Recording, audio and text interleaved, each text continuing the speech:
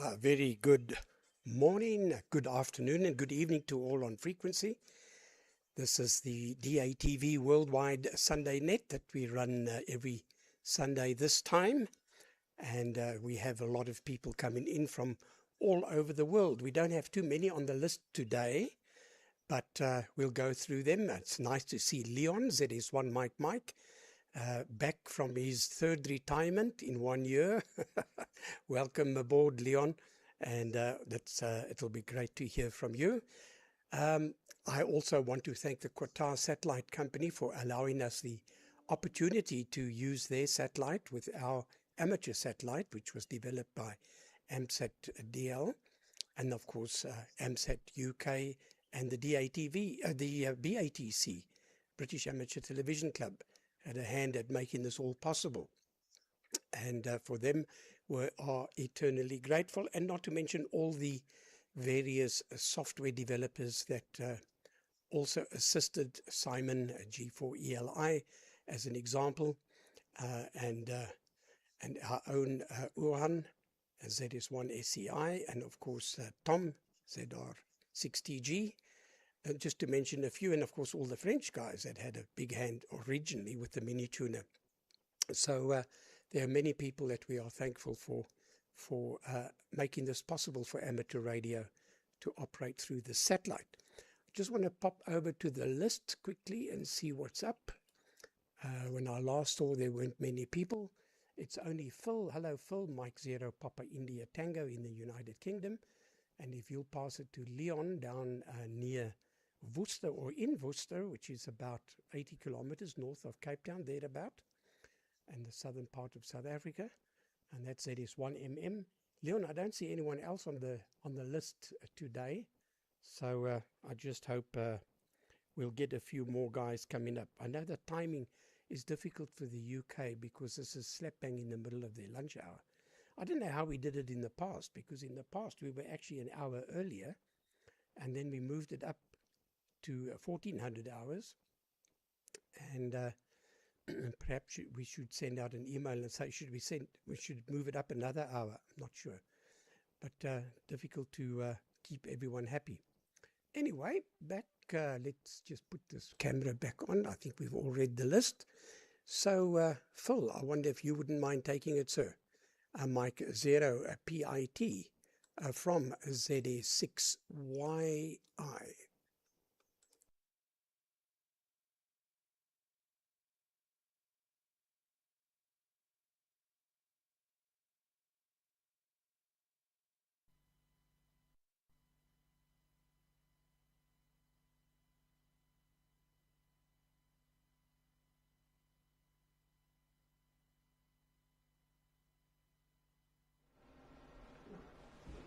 That should give me audio, which it does. Brilliant. Thanks, Gary. Yeah, good afternoon, good morning, good evening, wherever you are. I've got a bit of a croaky voice. I'm just getting over a little bit of a cold. There's a bit of a flu epidemic going around in the UK at the moment. I think I got a very, very, very mild dose of it. But the voice is a bit croaky. I see that the beacon is going up and down a bit. Must be some bad weather down at Goonhilly probably. But there we go. Yeah, thanks Gary for hosting the net as always. There doesn't appear to be too many of us on there. I thought I'd better come on just to wish everybody a Merry Christmas and a Happy New Year, because this would be my last net until 26. I'm off on another trip early next week, so I thought I'd better come on and wish everybody season's greetings, etc, etc. I haven't really been doing a lot of satellite or radio or electronic type stuff, because I've been primarily very busy with getting stuff sorted for the trip. So I don't really have a great deal to talk about So I hope Leon's got a lot. It'd be great if Leon's got some video of some rocket launchers or something like that. That'll be really good.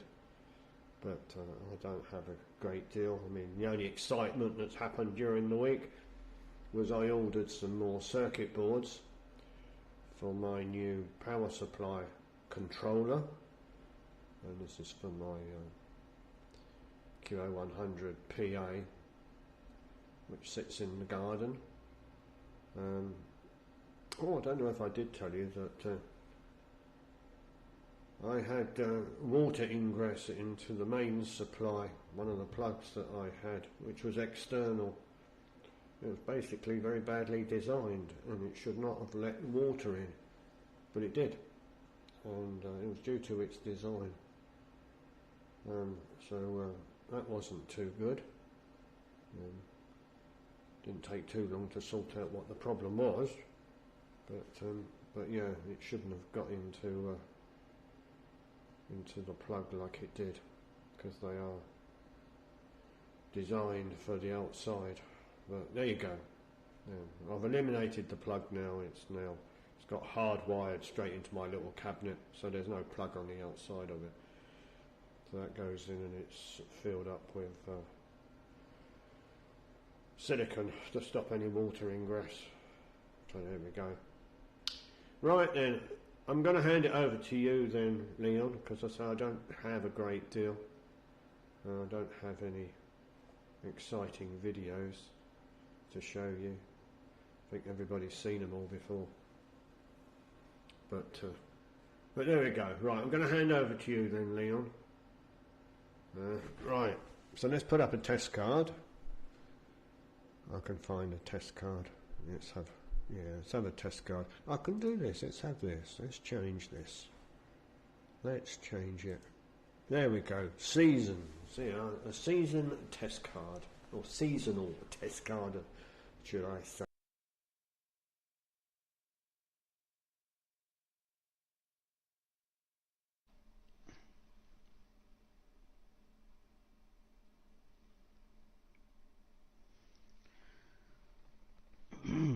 Okay, let's see if I've got audio. Okay. Yeah, I seem to have audio. Okay, hello Gary, and hello Phil. Nice to see both of you. After my long absence, I'm surprised that this lot still works. I just switched it on and yeah, it's making pictures and it's making sound. Okay, I haven't got much to show really. I couldn't take any video of anything going now because it was foreign military stuff that we were testing, so I couldn't take any footage there, only official footage. Yeah, I have one of my model rockets here. I actually took this to work. I had to modify my launching block here at the bottom. You can see I've got a micro switch there. You can see when it lifts, because at the work they have what they call a brake wire. The moment this thing starts to lift, on the bigger rockets they just put a little wire across one of the fins, very thin wire. They normally use wire wrap wire, so this thing breaks the wire. Then they have an indication of first motion to start all the high-speed video cameras and all that sort of thing, you know, on the millisecond. So we want to use this just to calibrate some instruments and stuff, so I fitted this, but we never got around to flying it. I also took my big motor that I built, just the motor. I took it to the range because I cannot test it here in town.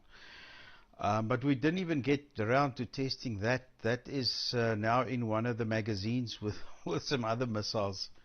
I told them to keep it there. I'm not going to bring it back. I want to test it first, see if it explodes or whether it doesn't have enough thrust or whether it burns away the nozzle. You know, this is the first attempt at a motor that size. because they reckon, you know, this is a bit small because some of the instruments are several kilometers away from the launch pad, so they want something more sizable. That's why I started designing a much bigger motor. It's got more than 100 grams of fuel in it, so that should really go.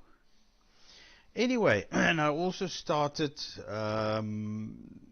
making nose cones for the rocket. This is one. I don't know how to draw a thing like this in the Fusion program that I use. I know the program can do it for sure, but I don't know how. I haven't got enough experience with that program yet. So I went to Thingiverse, and yeah, there's lots of rocket nozzles, but they're all for this size rocket, you know, this type of thing. Now compare this. So I got the drawing of one of these, and I just scaled it up to this size. And this, yeah, I actually had the scaling still slightly wrong, and I just touched up the scaling again, and yeah, it's a perfect fit. So it's actually a little bit bigger than that. So that is with a little time that I had for rocketry. That's what I've been doing. Let me just get this thing back on its launch rail. There it is. So yeah, that's about it. I'm busy experimenting with a new theremin. Remember a few years ago I built that theremin for my sister's daughter-in-law, and she's very happy with that. But now I went onto Google because I want to build one for myself. I think it's something that I'll be able to play. It's a single note thing, and you don't touch it. So I went to Google and see, aren't there any other circuits, you know? Because there's the one that I built, you need very special little IF cans and things, and I had to rewind quite a number of them to get the inductance just right and so on. So yes, lo and behold, there's lots of circuits on the internet, even valve ones. And I found one that uses 7 FETs, old type junction FETs. And what I like about it is that the reference oscillator is stabilized. It's not free running like the other one where you set a coil. This one has got a ceramic resonator, and it locks the reference on 470 kilocycles. And it just happens to be that I have a lot of those 470 kilocycle ceramic resonators. So I quickly just spiderweb construction, built a little oscillator. Yes, it's perfect. Then I thought, okay, now I'll build the VCO as well. Not VCO, the VFO. Built that. I had to wind a coil. I need 1 millihenry. I've ordered a lot on, not Takealot, what is it, on Temu. Temu, that's the latest thing. So I ordered a whole coil kit. And in there they have 1 millihenry and 4.7 millihenry, which you need for the volume oscillator.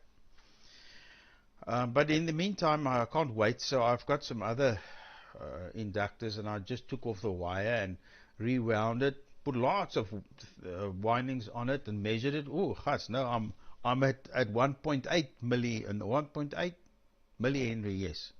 So okay, unwind 50 turns, 1.1 millihenry. So it took down another couple of turns, and yeah, there it is, 1 millihenry. So I must make one more of those. But I find that the capacitors that they give to make the oscillator, I have to make some of them, I have to like treble the value to get the thing to oscillate properly. So I don't know, I'm using a different FET, not the one they specify, but I don't think that's so critical. The thing oscillates from about 3 volts, and they reckon the operating voltage is 12 volts, so it should be more than enough. Anyway, so yes, I'm playing with that at the moment, but I shouldn't play with that because I've still got to finish the flight termination system for that university crowd again. But they've asked for another one, and they want to come and launch a rocket again at our place. But we fully booked. January is full, February is full. There's all sorts of international clients coming. I don't know when they're going to have a gap to come and test their rocket, but anyway, I promised them that it should be ready by January. So I must make a move now. I've got the receiver part going on the right frequency, so I must now make the PC board for the decoder and the PC board for the final current driver to fire the squib. Hopefully, if I don't have any problems, it should take me about 2 days and it should be done. But there's all sorts of other interesting things. I got a video multiplexer from a guy. It can switch between 16 cameras and does all sorts of fancy things. But the power supply was missing. It's got an external power supply. So I opened it up today and checked, what voltage. Is it 5 volts or is it 12 volts? I spoke to the guy who installed it many, many years ago in a shop, in a chemist store actually. And he said to me, he reckons it should be 12 volts because most of the security stuff is 12 volts. But it's not. It's actually 5 volts. So I fitted one of these little bucking regulators inside the thing and changed the socket at the back. Now it takes 12 volts. That thing brings it down to 5 volts. And it's working fine. I must just figure out how to work it because it's got so many options. Fortunately, I stumbled across something. If you press 2 buttons together, it's got lots of buttons. Then it comes up with a menu and you can select all sorts of things in the menu and so on. Scan rate and all sorts of things, and movement detectors and all that sort of thing. So I played with that today, and now I've just tested it comes with a separate VHS recorder, and I quickly tested that now, and that's working fine. So yeah. So this is also some time wasting things instead of finishing the FTS. Okay, right, Gary, back to you. A ZS6YI for the group from Phil, before I forget, Phil, yes, a friend of mine there in Struisbaai, that's very close to our workplace. It's a small coastal village. He's got YouTube on his TV. And whenever I visit him, we watch all sorts of interesting things about the biggest marine engines and the this and the that, and then they came with the that German. Now I've forgotten the name. Anyway, but the thing that your Colossus decodes, the Enigma. Yeah. So they showed some footage there of the original Enigma, but they said, yeah, it had to be dismantled and smashed and so on. So I said to him, but I know the guy who built the new Enigma, the new Colossus, identical to that one. And so when you have time, sometime, I want you to please, if possible, show a little bit of that video again of your Colossus. I want to record it and take it and then go and show it to him. There's the guy and there's the machine that they built, and it works. So yeah, that was fascinating. All the versions of the Enigma, first just 3 wheels and then 4 wheels in the end, and all sorts of things. Yeah, very, very interesting. So that's what we sit and do there while we're having lots and lots of coffee. Okay, right, Gary, over to you. ZS6YI for the group from ZS1 Mike.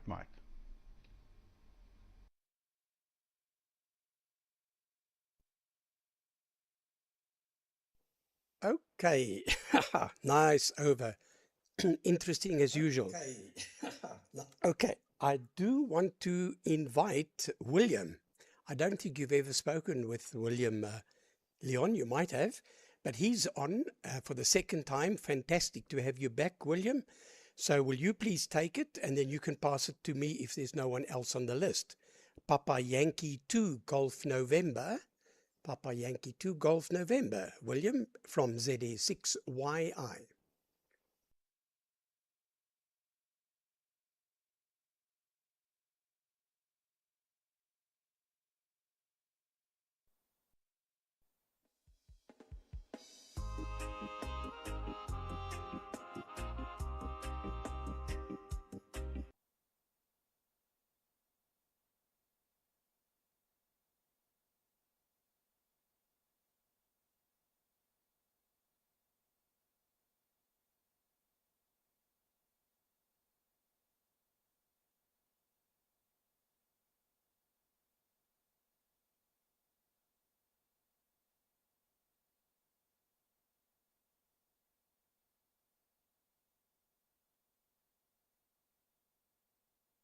Okay.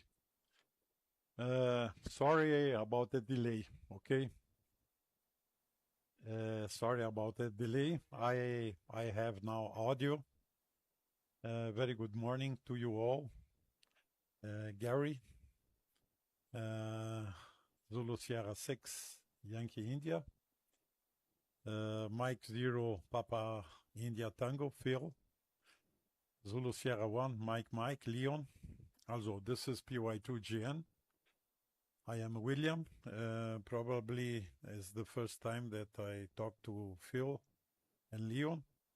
I don't remember very well, but I am located in a farm about 200 kilometers from Sao Paulo in a rural area. And it's my pleasure to be with you here on this Sunday morning. It's a rainy Sunday morning here, okay? That's not usual here. Normally we have here sunshine, okay? The Germans say strahlende Sonnenschein.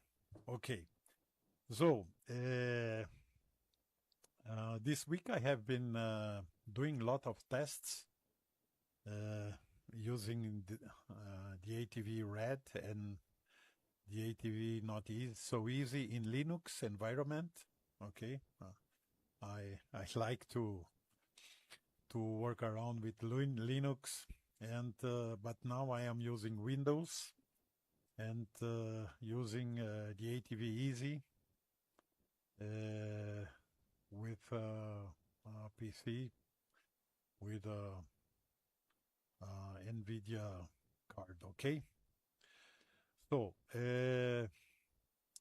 we had 2 days ago a strong lightning here. That's very usual here. I am in a top of hill, about 1,000 meter high, also 3,000 feet, no? And lightning damaged several things here, including my Flex Radio 6500, the FET, Leon. You have been talking about rockets. I like very much what you are doing with rockets. Thank you for the informations. And you told me about your experiments with the FT oscillators and widening some 1 millihenry induction. Anyway, my my Flex 6500 has a bad FAT on the antenna input. Okay, it's still working. It's receiving, but with about 20 dBs of attenuation. Okay, probably is not very difficult to repair. Okay, and Leon, you have told also about the Enigma and Colossus. I have been watching some videos on television, documentaries, and it's amazing story, okay? Amazing story. Thanks to the people that have been working in this project to stop this bloody war, okay? So, that's it. I am not sure if I can stay too long because a quarter to noon I have to go away because we have here a lunch in a neighbor farm. Okay, so Gary, my pleasure to see you, to hear you, and please give us your attention. This is PY2GN, Sao Paulo, Brazil, in the city of Pardinho.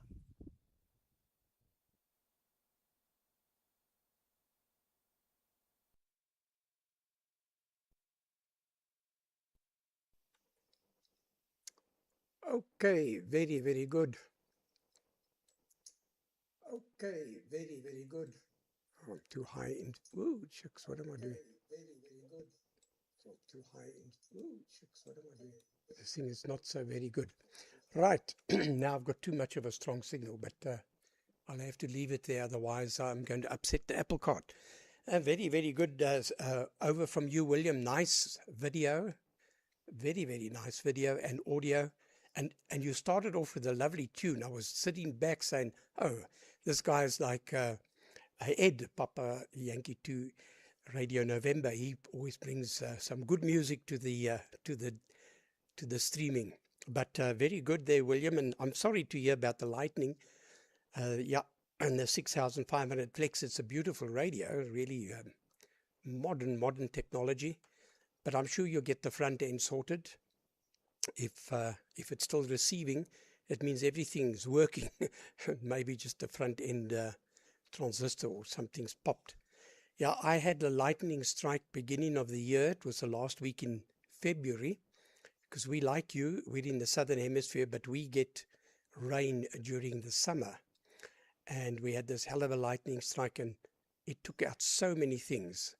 It took me almost 6 months to get back on the air, although I must also admit I was also very busy at work. And yeah, you know, William, the very guy that had a big hand in rebuilding the Colossus is with us on the net today, and that's Phil, Mike Zero Papa India Tango. And you know, Phil, I'm glad Leon mentioned you, how he tells his friends he knows the guy that helped rebuild it, because I've done the same. And in fact, your ears might have been burning, because last week I was actually talking about the guy I know who's done rebuilt the Colossus, and the whole thing with all the valves, and how long it took you guys 10 years, if I'm not mistaken, compared to only a few months when there was a big budget and a lot of ernst in Afrikaans, a lot of force to make that happen. But you guys did a great job, and it's a nice video you've got, and wouldn't mind seeing that again sometime as well. I just want to say hi to my friend Stuart Clark, ZR1 Whiskey Tango. He's popped in again today. Hi, Stuart. Hello to Frick, ZS6 Fox Zulu. I hope to hear Frick and see Frick on this frequency in due course. And always hello to Peter Rudolph, Peter from DK3 Zulu Fox from Hanover in Germany. And I'm sure he understood what William had to say. Yeah, William, I'm also from German descent, but unfortunately can't speak it. But my sister went to Germany with her husband. She's there now 10 years. And after less than 6 months, she could speak German quite fluently, from zero to that. And now she's a boffin. She really speaks well. She's got an affinity for languages like my late father had. He could speak many languages, including all the black languages, German and also Italian. So, and of course Afrikaans, which is very close to Dutch in a way. But so, yeah, interesting people one meets up on the DATV net, I can assure you. Leon, fascinating with the rockets again, and gee whiz, so it sounds to me as though you're going back to work next year. And so now, when do you actually retire is the good question. But anyway, you're having fun, and all good on the experiments with the Fetterman. Again, a new one. That sounds good. And now for yourself. So that's something good. And then getting the power supply sorted out on those camera selectors. And maybe you can put up some cameras around your QTH and then show them and click from the one to the next. I should actually do that. Just want to see what my picture looks like. And what is my... Yeah, I'm okay now with null packets. I've got a little bit better audio. I think, Leon, you're the guy with the ears. You know, William, I don't want to talk too long because I know you want to run. But Leon's got a built-in audio network analyzer. Right, so let's just quickly pass it to Phil. Then we can all say cheerio to you, William. Mike 0 Papa India Tango to please take it from ZA6YI.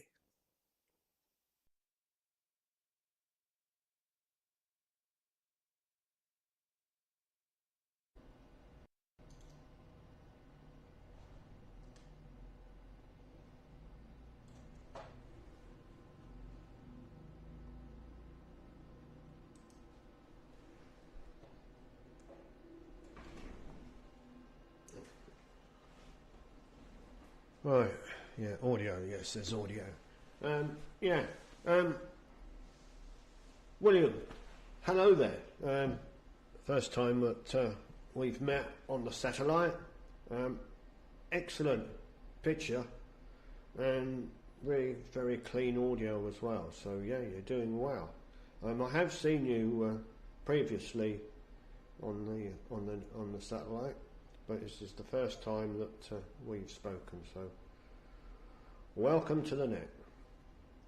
Oh yes, you also, William, you also mentioned, I think you mentioned that you were dabbling in Linux and that you were, I'm not quite sure because I was doing other things at the time, and I'll explain why in a minute.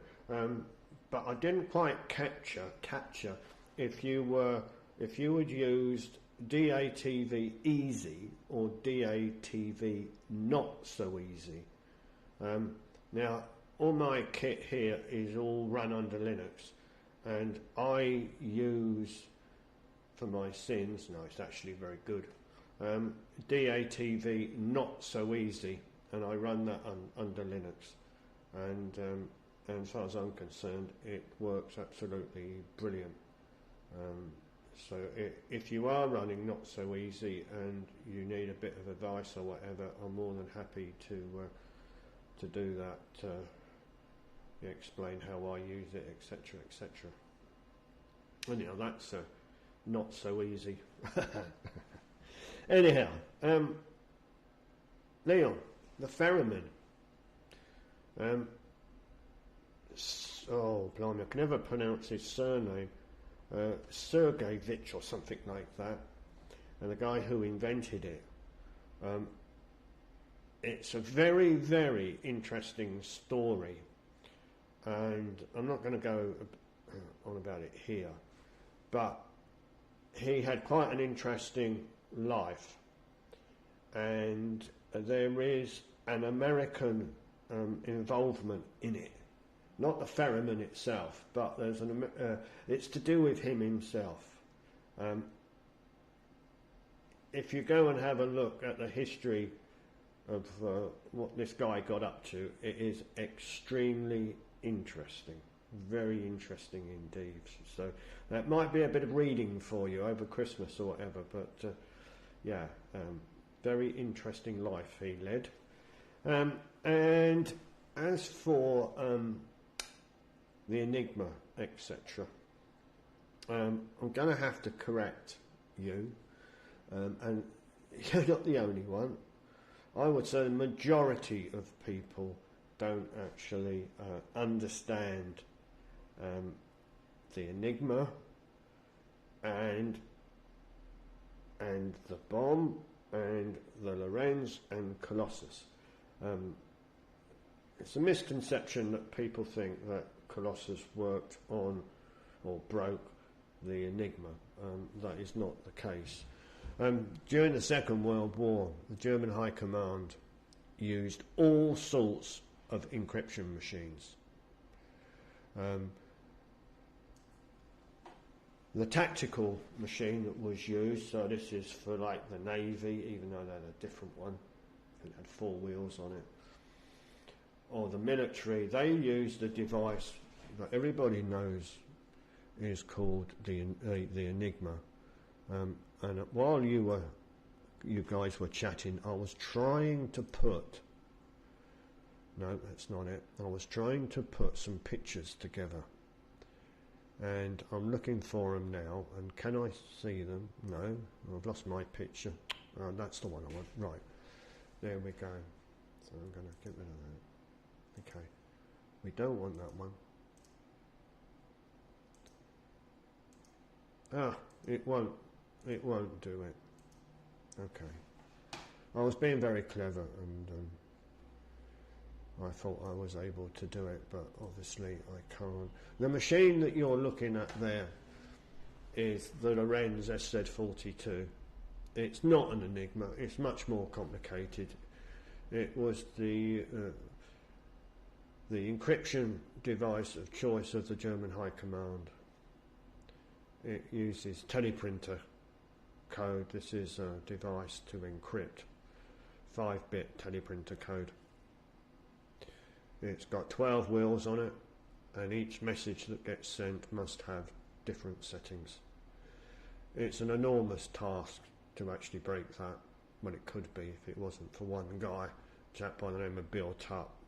He worked out a mathematical way of statistically breaking it, but not using letters or words. It actually uses bit patterns, because teleprinter code is 5-bit code, and the Lorenz works on 5-bit and 12 wheels. But anyhow, so that's the device that Colossus, and this is Colossus. I'm not going to run it all. It's got some audio on it, so I should kill it.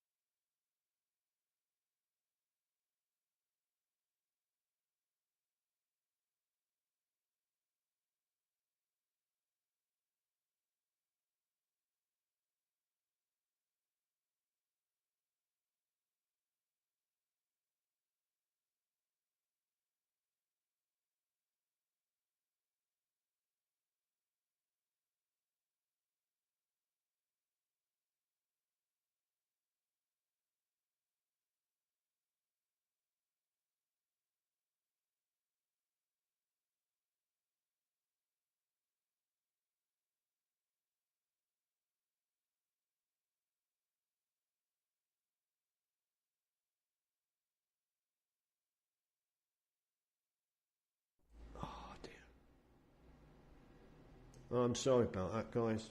I just seen it. Oh, sorry, me been waffling away and I haven't said anything to you guys. Oh, I apologise profusely. Sorry. Yeah, the Enigma. The Enigma is not linked to Colossus. It's a totally separate device used by the Germans during the war. The Lorenz was used by the German High Command. To break Lorenz, you have to use Colossus. We can do it by hand if you've got many weeks, but that's another story. So it was. That's what Colossus is for. It's for the Lorenz. Enigma, that was used by the troops, by the Navy, etc. And the device that broke that was the bomb. And you can't use Colossus to attack the bomb, and you can't use the bomb. Sorry, you can't use. Start that again. My cold's got to me. You can't use Colossus to attack Enigma, and you can't use the bomb to attack the Lorenz. They're totally two separate encryption techniques, and a lot of people do get it wrong. When I started getting involved with this, which was in the late 90s, I too couldn't understand what the difference was. But when I joined the project, it didn't take long to understand the difference of the two. But yeah, so that's the difference. As for the video, of course you can have copies of it. I don't know how we're going to do it. I could put it up on the satellite, I suppose, at some point when I get back. I can do that. I did promise you, Liam, to do it, but I can whiz over the copy of that. But it would also be good to whiz over some photographs along with it of like the bomb, which is associated with Enigma, and the Lorenz, which is associated with Colossus. Anyway, it's a big long waffle for me. I'm sorry, guys. I'm going to make this. Well, I might come back if there's any questions. I'll come back. But yeah, if there's any questions, I should come back for a third if you want. Anyway, I'm going to hand it over to Leon. Sorry about the waffle. Sorry about the fact that I didn't have the audio on. I apologise. It's an error, an operator error. So I'm going to find a test card and put my test card up with a bit of snow on it. Then it's over.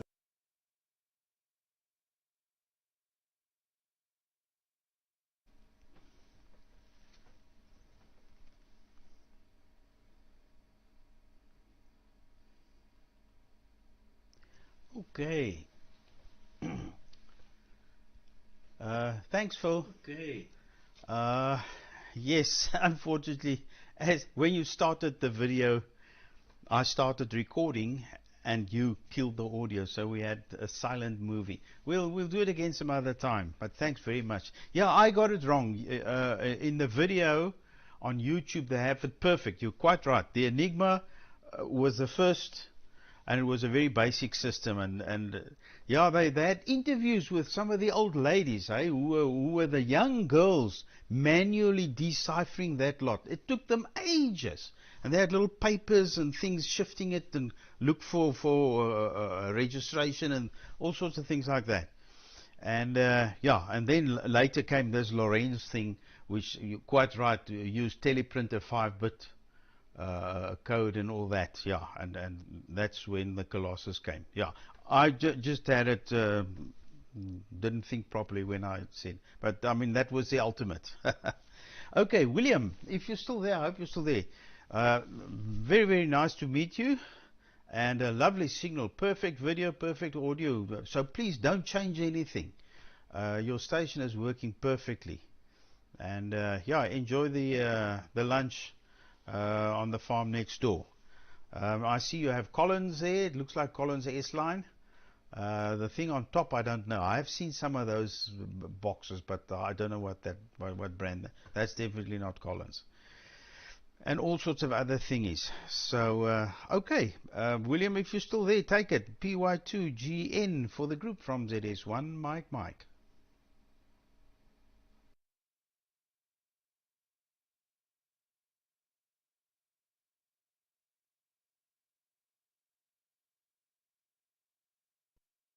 Okay, William sent me a WhatsApp to say he had to run. Greetings to all, and very fascinating. So he's enjoyed it, and he will be on again soon with us, that's for sure. But unfortunately, he had to run away. Thanks for the corrections there, Phil. And never mind the audio, it's a pity. But now, Stuart Clark, he asked a very good question, and that is this video that you showed today, is that on YouTube at all? Or could you get some more info on YouTube? And so maybe you can just tell us on the next over. Maybe we make this the last over. But Stuart's been a ham for some years. My daughter actually stayed in one of his flats while she was studying at the University of Johannesburg, UJ. And I think she spent a few years there. She got her degree and her honours while living under Stuart's roof. And that's when I put up a 2-meter antenna, because she's also a ham but never used it really. And when she now eventually left and started working at Deloitte, I said, Stuart, I know you're interested. Do you want to keep the antenna? I'll take it down. I had the people. He said, yeah, please, he'd like to keep it. And I'm glad he became a ham. I was nagging him, but he was very busy. He's a software engineer, so he was quite busy. But anyway, I'm glad to see he comes on the net. And Stuart, you've got your ham call sign. You must get to see Leon. He's not terribly far from where you are, I don't think. And maybe you can get together there and have some fun coming onto this frequency. That's ZR1 Whiskey Tango, Stuart. Anyway, we've also been joined by my old friend Fani, K6 November Golf. Fani, like Frick, ZS6FZ, both worked at my salt mine at one stage many years ago.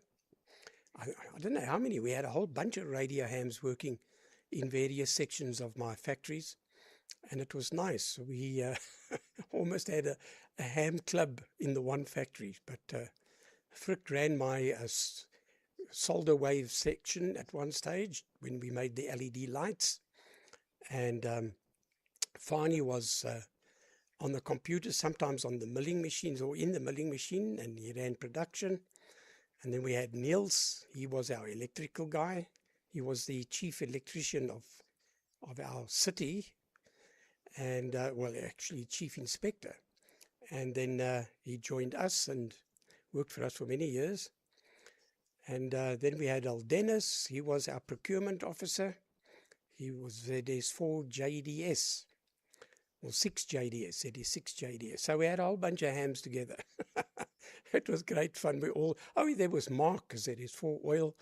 I taught Mark how to repair repeaters and cavities and what have you, and he still does it. He's a great guy. So there we go. Just a bit of background. Okay, I think we'll make this a final round. And let me just see who else has come on. That looks about like it for today. It's been rather short, but interesting always. We always seem to pull something out the hat, thanks to Leon and Phil and, of course, William there. So with that, I'm going to close the net, but go one more round just to say cheerio and a very Merry Christmas to you there, Phil, seeing that we won't see you until the new year. And I wish you all the very best for this festive season, and hope to see you very often in 2026. So to you, Phil, Mike 0 PIT from ZA6YI.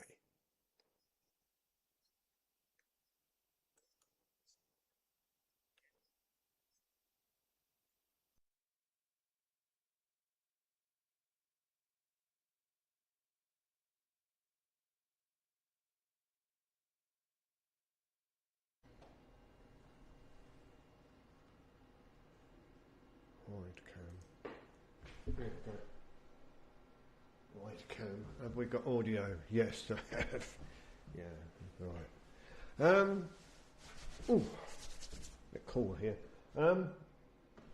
Leon, if you would like, after the net, once everybody's had their round, if you would like, I can run the video for you, and I can put a bit of commentary on it just to explain what you're looking at, if you would like. And that video is not on YouTube. It's some footage that I took, and I got permission from the museum to transmit it up onto the satellite, but it's not on YouTube, that video. But I'm sure there are videos if you go to the National Museum of Computing website.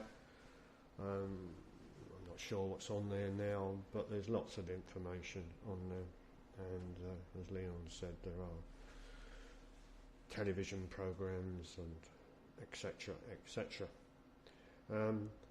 But there's not many on here today. I'll tell you a little story of the wrens. There's not many of them left now, very few.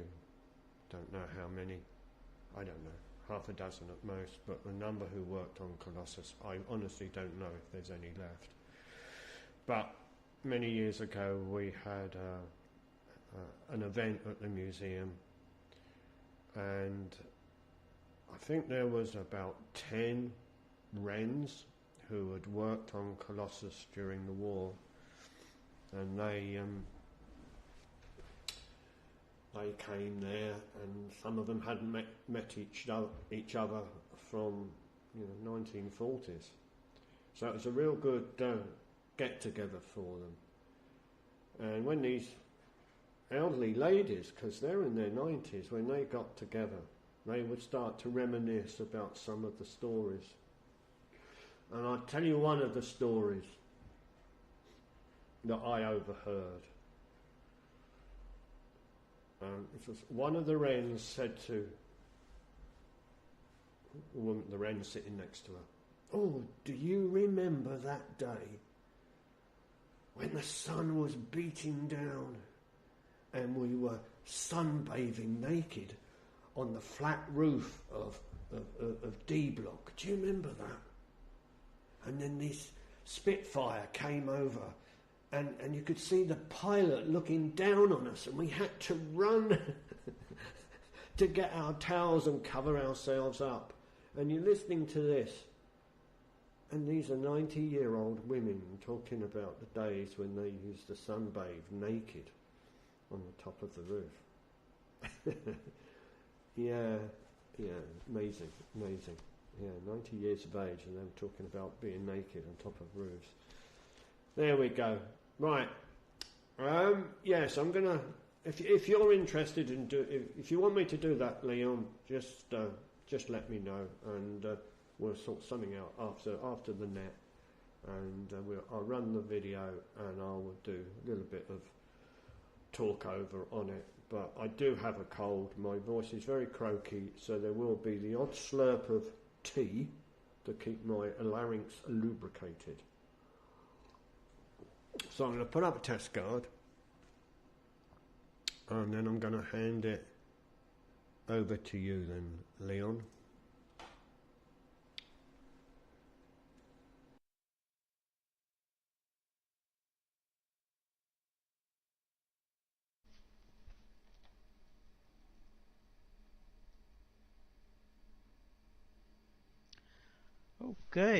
Okay, Phil.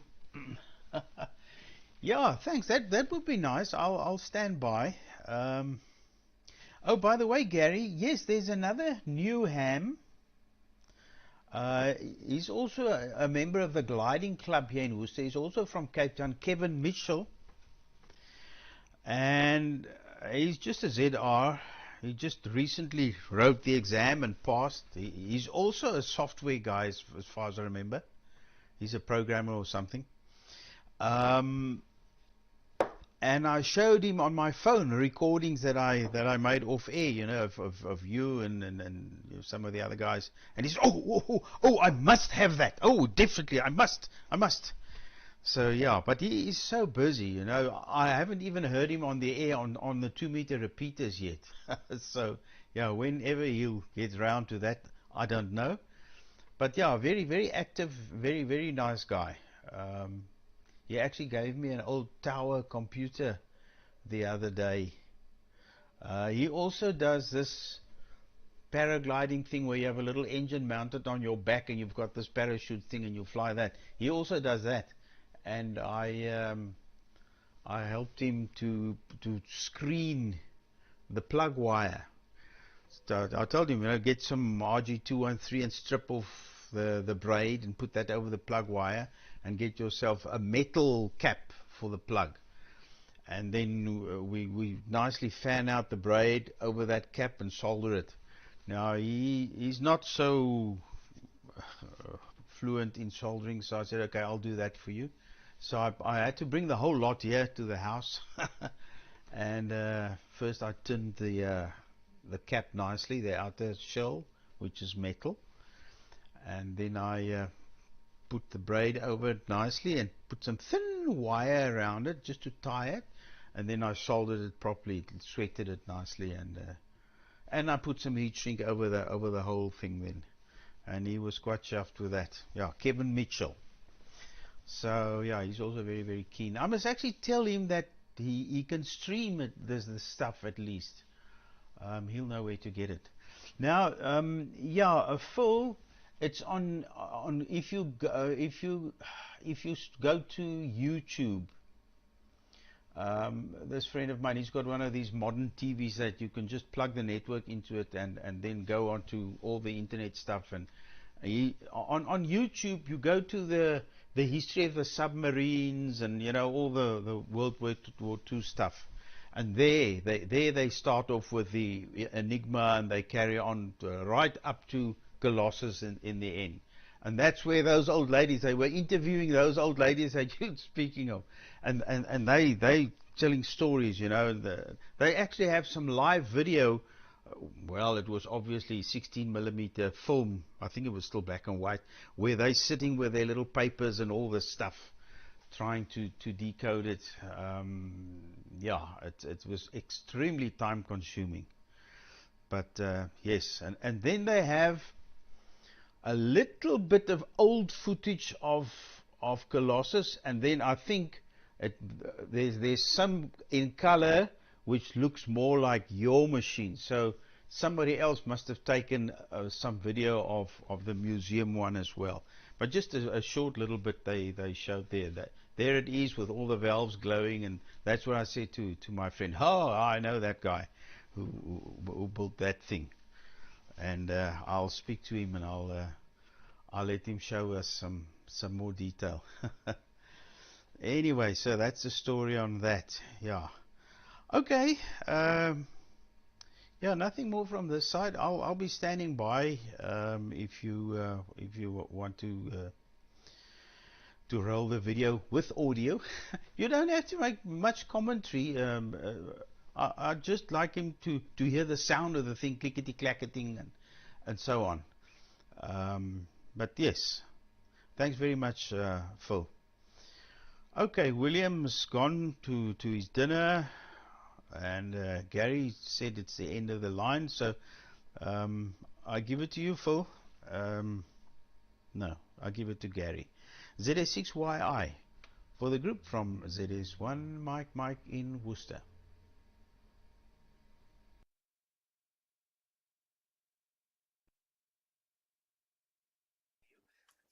Okay, very good.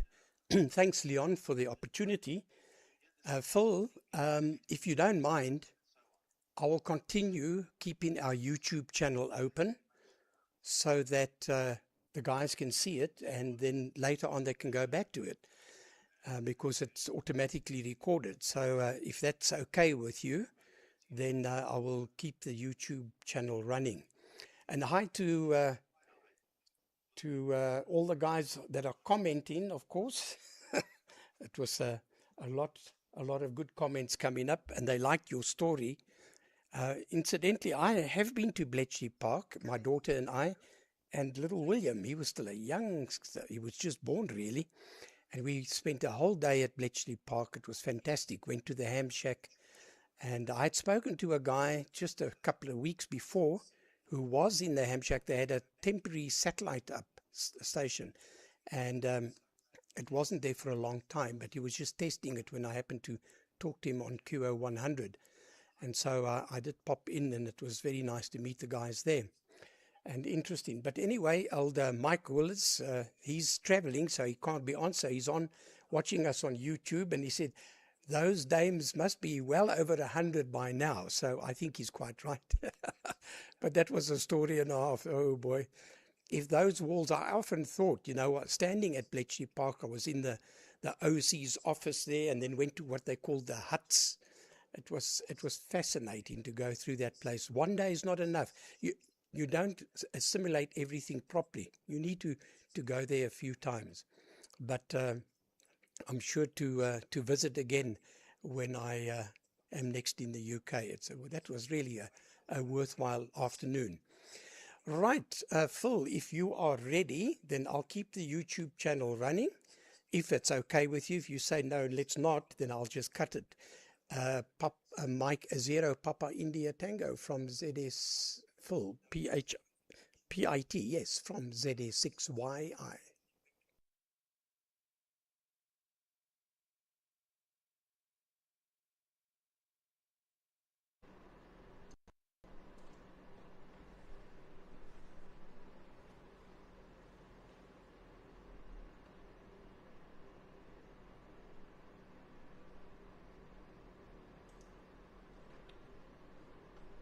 Right, okay. Yeah, it's okay. Gary, if you want to stream it, that's fine. But it's got my, oops, sorry. Okay. It's got that bit on the bottom relating to the museum. Yeah, that'll be fine. Yeah, that bit of footage, I think, yeah, I'm sure I was there when it was done. I think it's the time when we had this real celebration. I think there was about 10 wrens that were there. I doubt if any of them are still alive today. But yeah, that was quite a day actually. But I don't think, well, I'm pretty certain there is no footage of the original Colossi running. It was a highly secure area up there, and photographs were definitely not allowed, even though there were a few. There were some photographs taken after the end of the war as well, while the machines were still there. But it was definitely, no, you were not allowed to do anything, take photographs, etc. However, right, now how are we going to do this? Now I can put up a black screen, and then I can run the video, and I would like to talk over it and just explain a bit. The trouble is, I don't know at what level it's going to be, so I think I'm going to put some headphones on. If I put some headphones on, beginning I should be able to hear. I should be able to hear the video, and then I can start talking and then balance it out accordingly. So right, here we go. Let's put this on. There we go. Right. So. Okay, so let's give a black screen. I'm listening to myself delayed, so it confuses me. So there's black screen. So if you get ready then, Leon.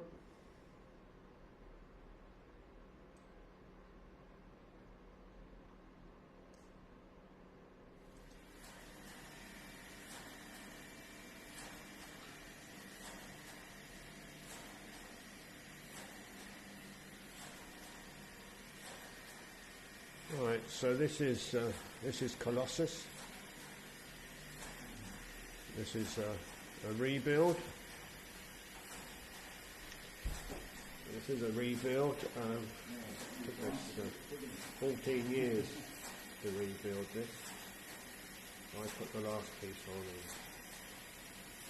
in 2008. What you see there is the output. That's an electric typewriter, and that produces or prints out statistical results relating to wheel positions. And the attack is a pure statistical attack using bit patterns. What you're seeing with the lights flashing, those are the 4 counters. That's statistics and counting, so that's the output of the counters, and there's 5 counters.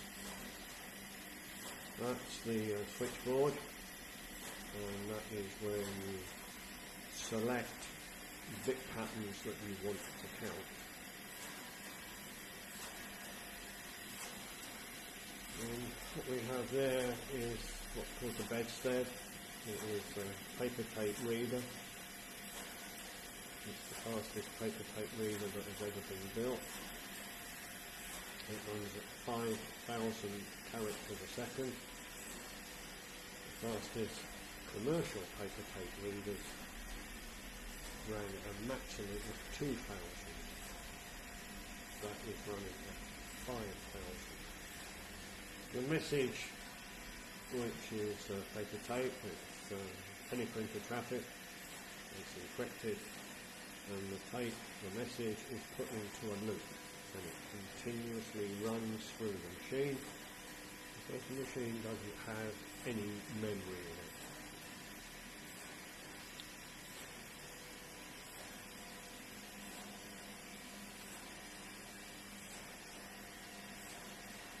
That's all the electronics that takes the signals from the photo cells and basically turns it into digital bit streams. As the sign says, it's high voltage. It runs from plus 200 to minus 150. And the HT is fused at 4 amps. What you have there are Pyrotron rings. These simulate the 12 wheels of the Lorenz. And each valve has a little heater inside them. And the total current for those 501 valves is somewhere in the region of 750 amps at 4 volts. And that's just some of the power supplies, and they're 50 volt power supplies piggyback on each other. Let's take a walk between the 2 racks.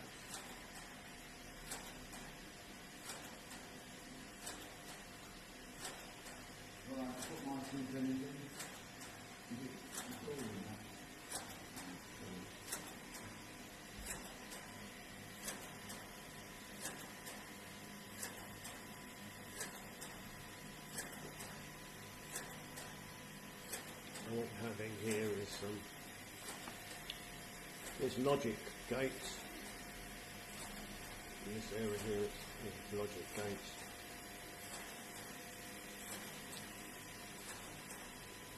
And this is all to do with amplifying some of the control signals. Then on the back here there are 12 controllers, and there's 12 wheels on the Lorenz, and there are 12 rings, Pyrotron rings, and also 12 controllers. And this is just one of those controllers.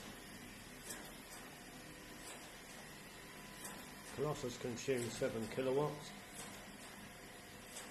It has to be turned on in a particular way, otherwise it takes all the mains trips out. And that's a nice big valve there. That's a transmission valve coming out of a 16 kilohertz transmitter. And that valve has got 2 heaters on it, and each heater, which is at 9.6 volts, is 390 amps each.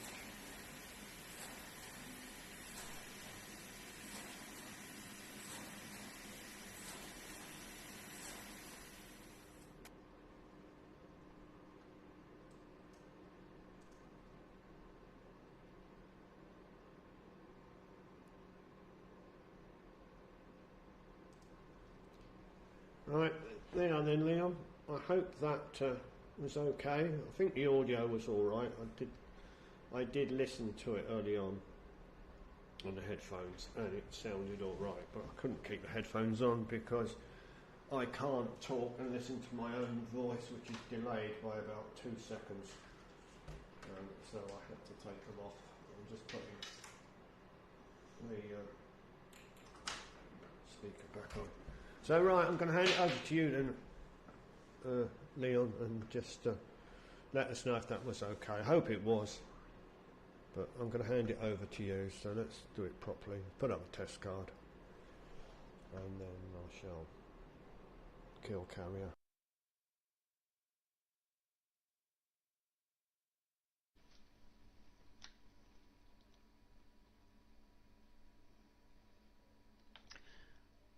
Okay, thanks Phil, that was perfect. Audio balance was okay, and yeah, that was super, and I recorded the whole thing from test pattern to test pattern, so got the whole story. Thanks a million.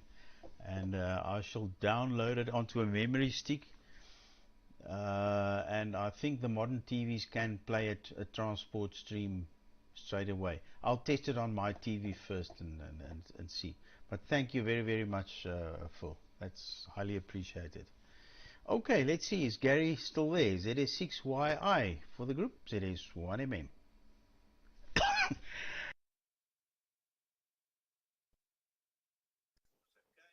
Okay, indeed. How can you not be, hey? ZS1 Mike, ZS6YI with a frog in the throat. Thank you very, very much, Phil. And Stuart Clark says, thanks very, very much. He's so happy to have seen that again with your explanations interluded with it, so intertwined. It was fantastic. Really, that was good. So kudos to you, and once again, thanks so much. Right, gentlemen, and all the viewers and listeners, we have 44 viewers, 10 concurrent, and the chat rate is 1, so that's not so bad. For those watching, you can just like it, and also you can come onto the net next week or whenever you want to, just by pressing the join button or whatever they call it. I'm not so clued up on the WhatsApp stuff, but if you do want to come on, I think they what do they call it? You just click onto it to say you want to see it next time or something to that effect, and then you can automatically, it lets you know when we are on. So with that, I'm saying 7-3 to everybody. I'm going to cut the YouTube net. I'll see you guys around next week, hopefully, except for Phil. He's going to be on another journey somewhere, and do enjoy it. Do go safely, Phil, and we'd love to see you in the new year. So, Mike Zero Papa India Tango, I'm signing clear. This is ZS6YI, also closing the net. 7-3, Phil. 7-3 to you, Leon.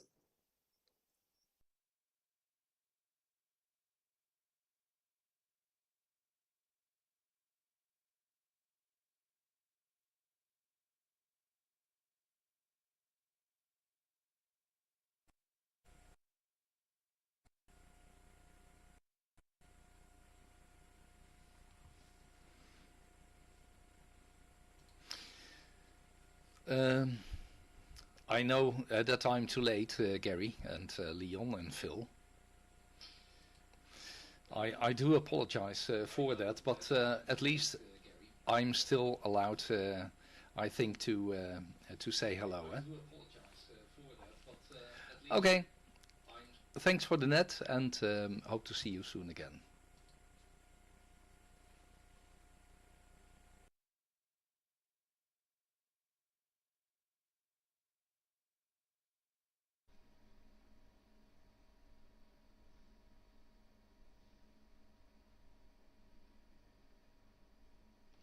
Ah, hello, Paul. Yeah, you're a little bit late, but at least you're there. Ah, nice seeing you again. Yeah, you need a bit of light. It's rather dark there in your place. You just have some light in the background. But anyway, yes, okay. I'm going to sign now as well. I want to put that video on onto this memory stick before I forget. So yes, hope you're fine there on that side. Papa Echo 1 Alpha Victor Papa from ZS1.